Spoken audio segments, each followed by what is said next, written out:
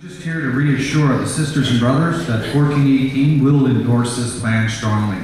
It has never come at a more critical time in the history of public services in this province. There is actions in here, and what I compare this plan to is let's say this plan was starting out, it's the regular season of the NHL, okay? This is the regular season. We're going to kick it into the playoffs, and then we're going to get to the Stanley Cup, and y'all know what the Stanley Cup means. This plan is our plan. It's your plan. We need to ensure that this plan goes back, that this plan rolls out.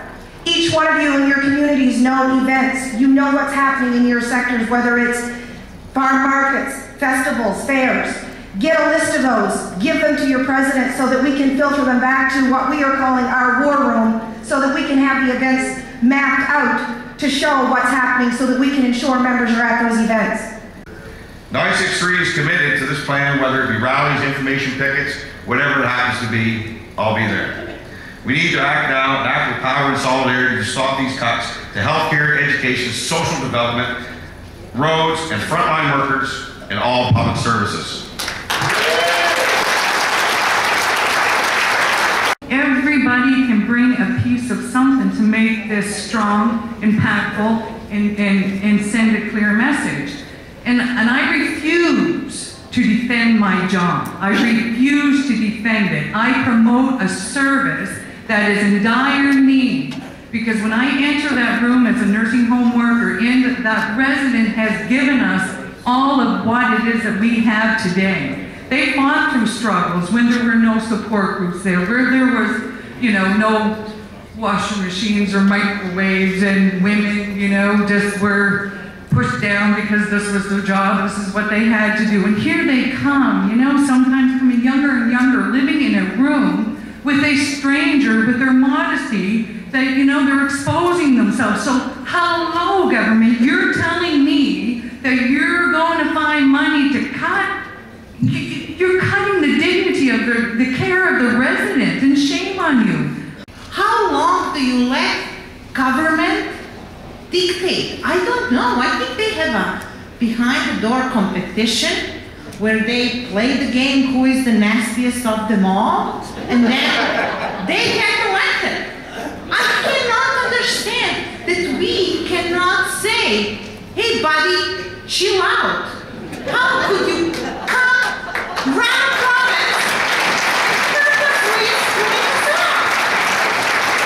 So, I seriously want to ask, come on, wake up. We all have our own agenda. We all have our personal problems, work problems, blah, blah, blah.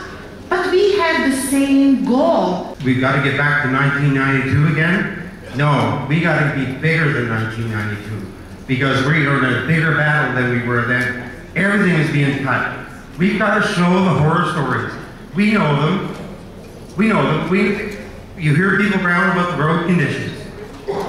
We've got to tell people how many plows, 60 plus plows are pulled off the road. We hear people talking about injuries in nursing homes. We've got to tell them that they don't have the workers in the nursing homes to watch all these people that are climbing and falling into bed. I'm very pleased that finally the rubber's going to be hitting the road. We have stood around far too long and allowed this government and other governments to push us around.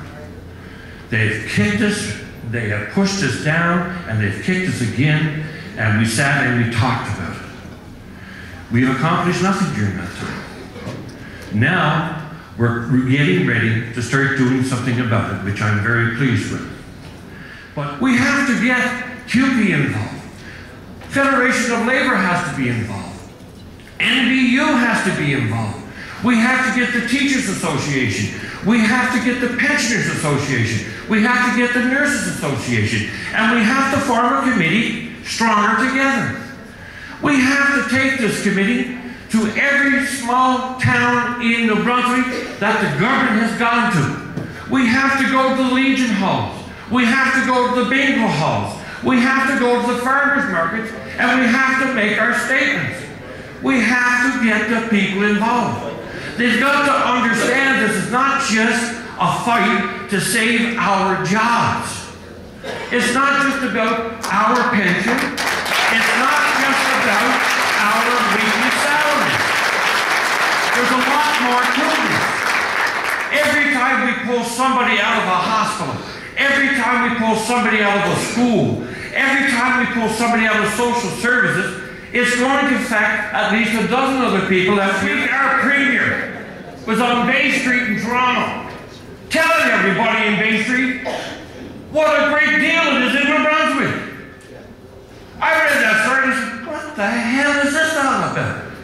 They've been telling us that we're going off the fiscal cliff. We get up a brochure here when we were doing our demonstrations, and then the flag, you notice, it's half sunk.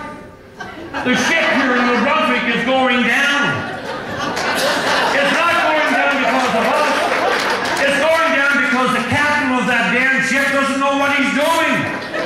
He's going to sink the damn ship.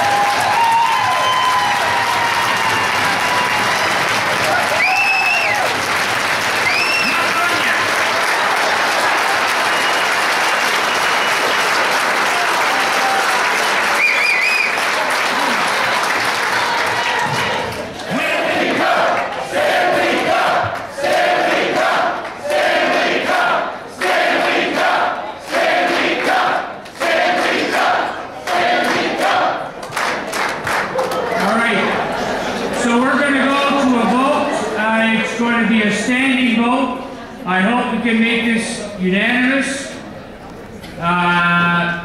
So at this time, I'd like all those in favor of adopting the plan of action to go forward to please stand.